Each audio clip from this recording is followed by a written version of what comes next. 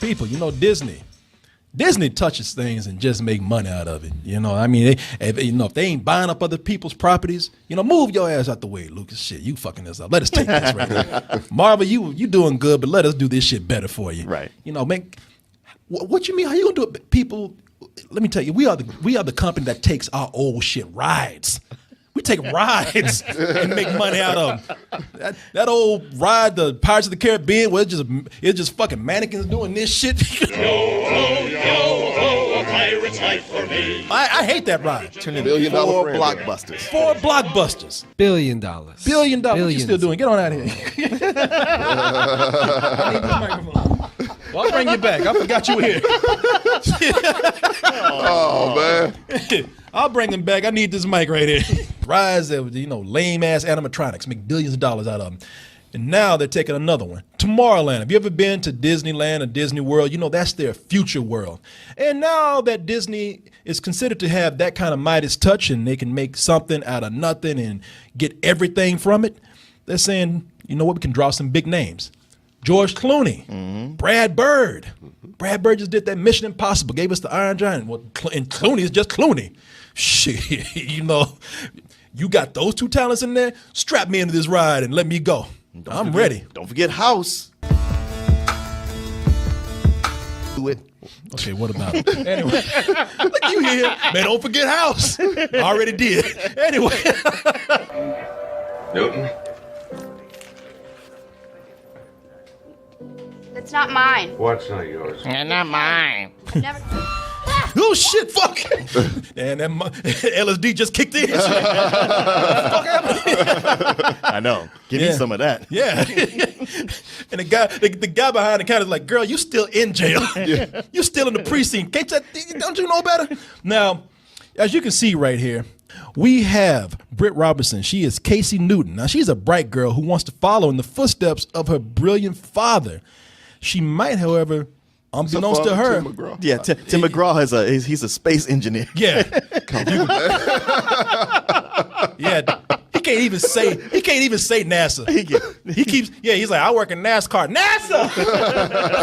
I work in NASA. She might be more brilliant than she can imagine because these mysterious people, they start showing up in her life. People out of nowhere and giving her these strange devices where she's starting to see things. These people include a little girl that might not be exactly what she seems and also a former boy genius who might possibly have been to the future himself. When Casey goes to visit George Clooney, who is the boy genius, now grown, that's when he's already reached her. So now whoever this mysterious force is that's been trying to keep this whole world a secret, they know too much now. We got to send the robots. we got to send them. We got to send them Terminators after them.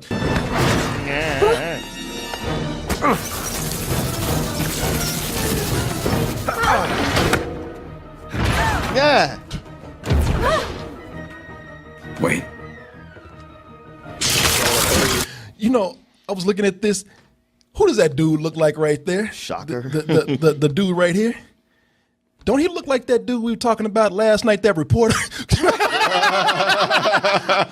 You got to go back to other show for those who are listening. We talked about a reporter who was smiling about sad news. People almost burned up in the car, and he just happy as hey, that's crazy. Do you see that burning car?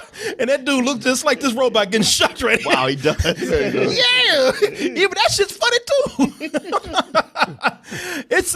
It really is a nice kind of a Home Alone sequence that you have there. And Kind of campy music that was playing though, wasn't it? It fits. Does it? Okay. It's very Disney though, so. Yeah. I'll tell you this much. I ain't trying to talk about my man. George Clooney, he was the man. Sure. We had Brad Pitt, who was handsome, but George Clooney, that was the man. Yeah, that's what you want it to be. That's what you want it to be. Yeah. Exactly. And ever since this fool got married, he ain't smiled since. He's beginning to get that cranky old man look. I mean, when he was single at one time, he was cool, man. He was just like a swinging Clooney. Now he just like, fuck this. Well, that is his character. That's a really bitter, old man. That's George Clooney right now. Shit, woman got me on lockdown. Shit, I'm George Clooney.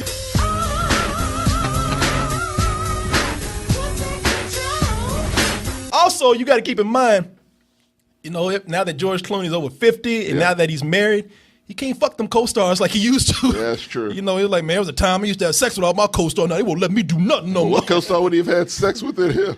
Well, back in the day, little Casey, he would have, because she's of age. She's a teenager. Yeah, she is. Yeah, she's playing young in here. Yeah, that's what I thought was Nicholas weird. Sparks movie. She was in that Nicholas Sparks movie. Yeah. Going back looking at old movie premieres. Yeah. And shit. I remember that. Facts of Life. I fucked her. Yeah, that's how he looks at his old videos right now. Shit. Fuck time. Nah, wish I had a time machine. You know what? They're showing you a world that the effects really seem to be fun. That's one of the things I can say, that we're getting back to a time where effects are just fun. Well, also, you get to see a bright future, which nobody does anymore. Yeah. All this money is in the apocalypse. It's like, we got to scare people and prey on their fears. And here's just like, look, things could be better. Oh, yeah, no. You mean I'm going to a future, even this girl's like, I'm going to a future where the government doesn't want to kill me and Right. make me, don't want to hunt me down with creatures or make me kill other teenagers, you know? Wow, there's actually buildings that aren't crumbled and there's green grass. I mean, this might be kind of cool. And what's cool about the effects that we have here is that the effects are played out in a way to where it's a slow reveal to this world that we're talking about. What's up with you? I get it, you're angry. I understand, but have you ever seen this before? Does it look weird? Don't touch it! Why are you yelling at me? Not while you're driving, Dad. It's dangerous. Just pull over. I swear to God, Case, if you're on drugs, I'm not on drugs. All will be explained as soon as you touch this pen. Rehab, here we come. Just turns that car around. Get your ass in there. 28 days later, baby. Yeah. There's a gag that they didn't put in there. They actually edited it down, but fortunately I got a little clip of it, because one of the things that did bother me is that when she touches this pen, as you saw in the little bit of the trailer in the clip, she touches it and she flashes to this other world. You know, she goes from the middle of the night in the street to the middle of the day in a wheat field. But the thing is, she's not really there. So she's walking around. She's trying to explore this field, but every time she tries to do that, she ends up bumping her head on something. Oh. And now, I think one time would tell you not to walk around no more. Yeah, walk around like this. Yeah, with your hands out.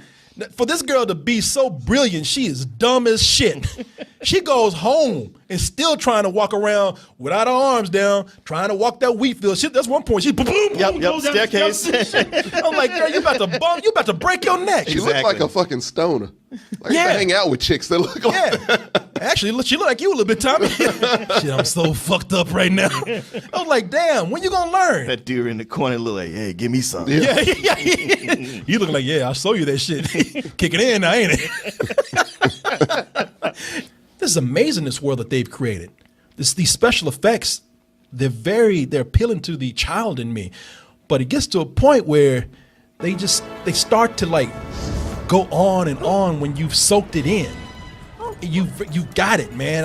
I'm absorbing this world. I've absorbed, and now we can stop. It's almost like a guy who, man, you say, man, you know what? That's a really cool photo that you took right there. And it's like, oh, you like that? Let me pull up my photo book. I didn't mean to be here that long. Yeah. You know, it's Wow. You and I have so many opposite opinions on this. well, too bad. You know, too bad you can't see things the right way. No, man, I'm just messing with this. And I knew. See, if one of those, it was another situation where Martin and I were sitting with each other in the movie, and I'm sitting there like, there's some music. Martin's like, movie, I'm enjoying you, and I'm like, I'm with it, but not like this dude right here. No, see, here's the thing. I think you and I took different paths, but we probably ended up in the same place. Oh, not that again. It's like you and I are like, I'm like, Martin, fuck you, and you like, man, fuck you too. Well, I'm leaving, and we walk around and like, oh shit, you again. I kind of, you know what? I think you might have some of the same complaints that I have, just not to the degree that I have them in. Or maybe they're in different areas, and we will come back to the same place. Yeah, because it's funny because this is not George Clooney's movie. He didn't direct it, he didn't write it, but it reminds me of his movies like Monuments Men or Leatherheads, where it's like, hey, he's the main guy. He's got the charisma. I like him every time he's on screen. The movie has his heart in the right place, and there's lots of bits about it that I like a lot. But as a whole, I felt kind of plotting, it's kind of dragging, it's a little heavy-handed, and it's not focused where it needs to be. Wow. And to me, Casey is just not that interesting of a character. I know she's the avatar because, the audience avatar because, she's young, she's from this time. But we spent a lot of time with her, and yet I either found her annoying or just kind of there. But when they finally get to him, I'm like, he's got an interesting story. I mean, now he's bitter, and we get pieces of what happened to him. And every time he talks about what happened, I'm like, damn, that's actually the story I want to follow. You have this other little girl in there. The whole thing with them, I'm like, man, that's interesting as fuck. But we're just getting pieces of it because we have to keep going back to Casey and her trying to figure out what's going on and yelling in her annoying voice. Yeah. Well, they don't realize what they actually have. They don't realize. Yeah, I just watched this movie. I was like, man, this could have been edited to where less of her, more of him. This could have worked. And even showing Tomorrowland, where it's all cool, like at the point where it's nice, and you get some of it. But I'm like, I'd like to just explore this world a little bit more because they show us a bit of what they built. But I'm like, man, let me see more of this because I feel like there's a whole lot of stuff way back there that'd be really cool that you just don't get. Yeah. So much of it is a chase film, and it's like, man, it should have been. At least for me, I would have preferred it to be less of that. Yeah, and I agree. And look, there's some great casting choices in here. They got the girl that you name right here. This little girl, her name is Athena in the movie. She comes across as more mature than you think because she holds a bigger secret to herself. The actress's name is Raffi Cassidy, who will look at you like she's stealing your soul. Damn, she does have that look. I mean, this girl is in the movie. She looks like this, and I looked at pictures of her on the internet. She don't fucking smile. They want to make that Ring reboot. Yeah, get her. Right. She looked like she crawled right out of a well. She's got those big Elijah Wood eyes that look like they're staring right into you. Yeah. Whoever that is dating her is going to be like, look, I'm not lying. I'm telling you the truth. Yeah. She's like, I didn't say anything. No, you looking at me like you don't believe me. The dude that actually marries this chick when she grows up, boy, good luck with you. Yeah. Where you been? Nowhere. Really? I just came from work. Let me smell your dick. Oh, no. She'll just be like, okay. All right, fine. I went to the fucking titty bar. Why are you always on my... Look, I'm trying to tell you the truth. This is not working. Yeah. Why does that keep happening? A dude will be like that. She's like, where you been? And she just stare at you. I came from work. Mm-hmm. Why you looking at me? Like, what? I just came from work. I've been looking at titties, all right? I just had to get up for one day because you don't stay off my ass. Stop looking at me. And she's just looking at you bitch. Right? The movie's almost like a metaphor for George Clooney's life right now because George Clooney's mad because when he was a little boy, they never got together. And as an adult, he's still carrying his grudge around. I know. That's what's funny. Like this 40-year grudge. Yeah. It's like, man, you a grown-ass man. He's still like, man, this bitch never wanted to get with me. Man, you are 50 years old. What the fuck is wrong with you? Man, you better stay. You about to go to jail, man. You better stop this shit. Hey, man, she say something about me. She still like me. Man, you 50. I'm just saying, man. She as a friend. She plays games. Yeah. I'm saying, She sends mixed signals. That's all I'm saying. Yeah, she's great in the film. And then they got this little boy in the movie who plays a young Clooney, man. And this kid right here, Thomas Robinson, as a little boy, you see him with headgear on right there, but as a little boy, you look at him and you're like, man, yeah, that could definitely be a young Clooney right there. I could see that as a little boy. Yeah. And keep in mind, they gassed his kid's head up. Oh, you playing little Clooney? And he thinking like, shit, I'm going to grow up to be just like George Clooney. Y'all know kids that cute grow up to end up looking like Clint Howard. Oh, shit. Tell my brother I said hi. He never returns my calls. Clint Igor Howard. Clint Igor Howard.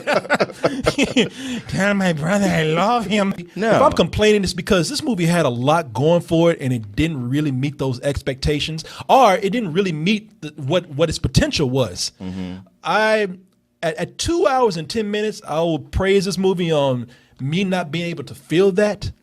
But I did notice there were points where I said, you know what? If you just stop gloating over your own special effects here, if you just stop being so proud of this future world that you've built and enjoying, looking at your own prettiness and beautiful scenery, then you could cut that back a little bit and make this a tighter film. And they really didn't do that. And so I'm going to say that this is more of a family type film that's enjoyable, but makes the mistake of trying to be a little too heavy. And it just is not, it's just too much of a sugary movie with hokey dialogue, hokey certain scenes, even a little nod to Tomorrowland in the movie. They show you at Disney World getting on the ride, a little bit of commercialism thrown in there. It's just not enough for you to sit up there and have this heavy environmental message and have us take it seriously. It's a matinee. And the thing is, at its best, this movie is very Spielbergian. I mean, as much as Super 8, probably more than Super 8 or Earth to Echo. I mean, so much of it open, like you just saw that, is like, it really reminded me of Jurassic Park. This whole like, hey, look, we've talked about it, and now we've brought you to the world where we've brought this to life. But it's just, otherwise, I agree with what you're saying. It's like, man, 2 hours and 10 minutes. I just feel like I could take this into an editing bay, and I could make it a full price movie, but I could make it a better movie than what it is. Just because it's just certain things. Like I wish, I don't know whether to blame Britt Robertson or just the way they wrote her character, but there was a point where she was more annoying than anything else. I'm like, everything with her is like, why are we doing this? You shouldn't do that. We should go. It's like, you know what? We've been doing this for a while. Yeah. We've been involved in this. You just got here. Shut the fuck up and maybe try to learn something. For me, it was a low matinee. And a lot of it just comes down to like, you know what? I see that it seems to be aimed for a younger audience. Mm-hmm. You The know, motherfucker really did fuck it up for everybody. Who's that? George Clooney. How? Because once he got married, every chick was like, see, George Clooney got married. I know I got that shit. But you go like, he got married to a famous and rich international lawyer. Yeah. So until you pass the bar. Yeah, right. Well, that's what guys should tell their girls right now. That's what I'm saying. Yeah, once you become a big international rich ass lawyer, then I will marry you. And still looking good. Yeah, exactly. Get that ring. Yeah. Until then, get the fuck out my man cave and leave me alone.